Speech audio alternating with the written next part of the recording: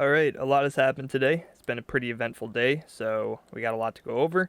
So in my last video, these were two levels that I was watching closely, this internal lower high and the primary lower high following the structure. And I was pretty much waiting for a bullish break-in structure after we SFP'd the low of the range. We had divergences on some time frames, not on the 4 hour. In fact, the 4 hour wasn't looking great. It put in lower lows in momentum and money flow. But on some of the lower time frames, we had very clear divergences on this 1 hour and even money flow divs on some of the medium term time frames. So I was looking for some signs that potentially price wants to rotate back to the opposite end of the range. And this lower high right here was a very key level I was watching because it's primary structure and because it lines up with the point of control of the larger range. And we have now broken above this level and we have closed above it on the 1 hour, on the 2 hour as well. So we have technically now switched structure back to bullish. And we have now gotten this very large move to the downside, which could potentially be a higher low being put in. And since we have now broken structure, this also has the potential to be a Model 2 Wyckoff accumulation where you don't see, two SFPs of the wicks, but instead you come up to break structure first and then you put in a higher low being the third tap. So there is potential that this could just be an accumulation model here. But, even if you don't want to call it that, it is still a higher high being put in here and now potentially a higher low. You would expect now that we broke structure that we wouldn't close down below this low, even though it's possible, anything is possible. But going off of market structure, especially 1 hour market structure and, the primary market structure of this downtrend, you wouldn't expect this low to be taken out now, at least not with a close. I mean, we could SFP it, I guess. But so all in all, now that we have broken structure here, I am biased towards longs, and I'm expecting a higher low to be put in here. This zone is pretty much just the wick of this move. This was a very fast move, even on the 1 hour. We just left a wick here, and so I'm considering it wick demand. And so far, we have found support in this area. Now, the zone is not really that important to me. Really, what I want to see is a 2-minute market structure transition here. And so far, we have not gotten that. In fact, we've only SFP'd this last 2-minute lower high, and it's barely even a lower high. It was put in a candle afterwards, so if anything, I would probably call this 1-minute structure. And I don't trust 1-minute structure that much, and even on the 1 minute, it's iffy. So I would rather us come down to take out this low first, making this the lower high, and then breaking structure like that. That would be a much more confident market structure break, I would say. But yeah, since we have now come down to a key level of support, I would say a good enough, demand zone. If we see a market structure transition, it is something I would be interested in. So yeah, pretty much my plan right now is to look for some sort of entry if we break structure here. Like, let's say this happens, we take out the low, then we take out the high. I would look for some sort of entry in here, maybe try and get a better risk-reward trade from this. But, there's not too much in terms of, key levels I'd be watching other than the low. If we come down to touch the low, if we SFP it, then, that is something I could be interested in because this is a significant low in terms of market structure. And, of course, if we start closing down below this low, I think things change drastically because that would be the first time we are closing candles below the range. And also, we would be continuing the downtrend, essentially voiding this bullish break up here. So, yeah, closing below this low would definitely be a bearish sign and could be a sign that, a larger retracement is coming. That is very possible. But right now, I do have reason to think that price would continue to the upside because we have now broken structure.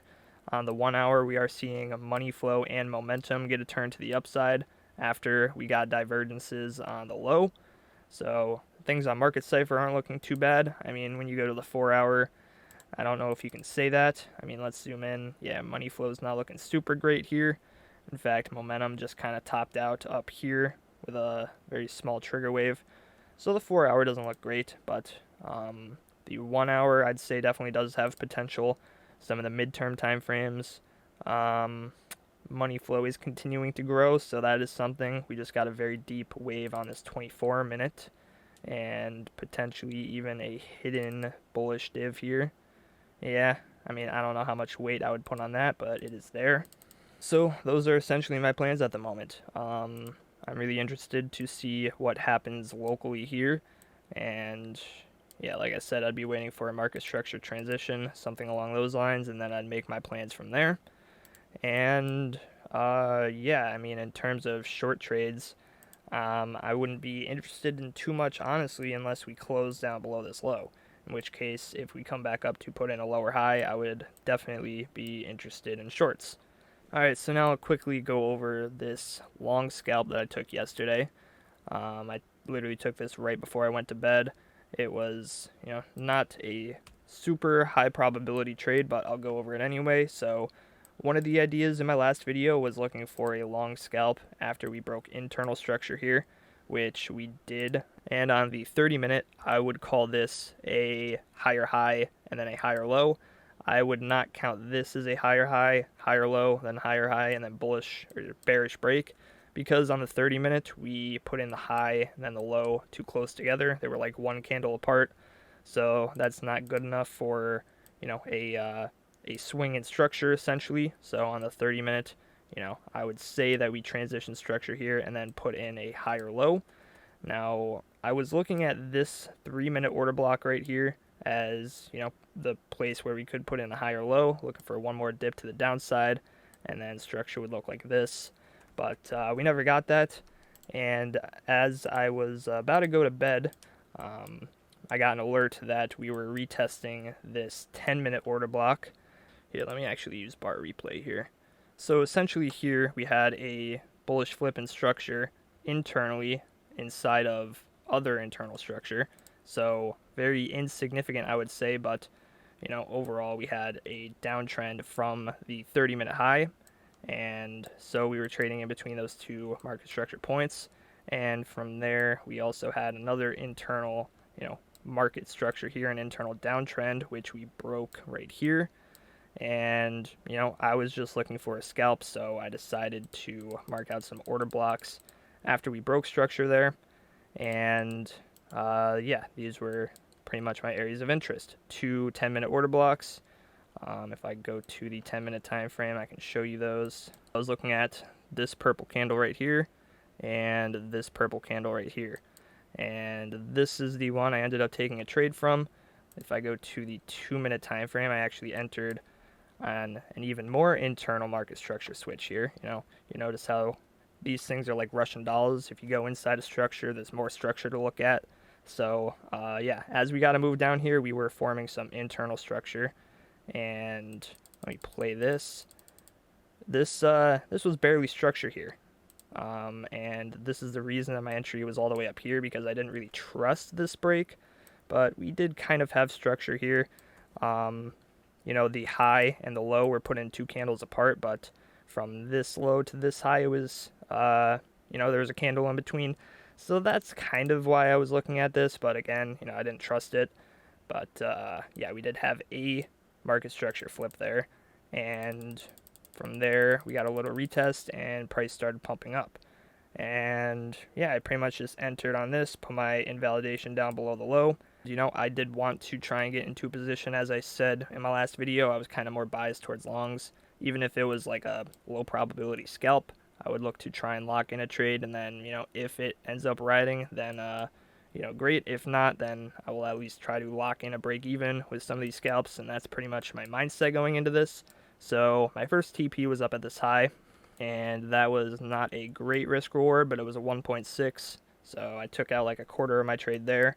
And I went to sleep. I wasn't even awake when we hit this TP, so I just took this trade basically and went to bed. But I did wake up to a pleasant surprise. Let me just end this bar replay. And yeah, you can see that this trade ended up working out pretty well. We got to move up to break that higher time frame structure that I was looking at. So I woke up as we were up here, took a lot more profits out, and I have to say I was not expecting for price to come all the way back down this quickly. I actually put my stop loss a little bit lower than I had put it. So basically I woke up and put my stop loss on my entry, but when I woke up, there was a reason that I wanted to put it a little bit lower. We had a 2-hour order block here that I thought could make for a nice retracement target if we started getting a move down here, which we were losing the point of control at the time. So I put my stop loss from my entry right here to below the 2-hour order block. Still closed it with a lot of profits. It was still a really good trade, but that's the reason why I don't like moving my stop loss down after I put it back up, because more times than not, this scenario happens. Even though I had a valid reason to, I was expecting a bounce from this order block, if I'm going to be honest. It was a high confluence area. The value area low was here. The golden pocket was here. The point of control of the uptrend was here. So I was not expecting us to slice through this area like butter, but we did. And let that be a lesson. Don't move your stop loss in the opposite direction. Only move it to decrease risk or increase profits, I would say. But that was the only trade I took yesterday. It was still a really good trade. I locked in almost 3% from it, a little bit less than 3%. At the time when I woke up, it was up about 6%, so it could have been a lot better, but also could have been a lot worse. I could have not taken this low probability scalp.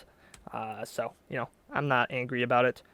And now, we have more opportunity to potentially get an even juicier trade here. So yeah, those are my plans. I am right now biased towards longs, even more so than I was before, because we have now broken structure. Even though on the 4-hour, we got that wick. I wouldn't call this 4-hour structure anyway, so I wouldn't count that as a 4-hour SFP. The fact that we closed above it on the 1-hour does push my bias towards the bullish side for sure, and I will be watching local price action to see what happens. So thank you all for watching. If you enjoyed, please consider leaving a like and subscribing. Really appreciate it, and I will see you all in the next video.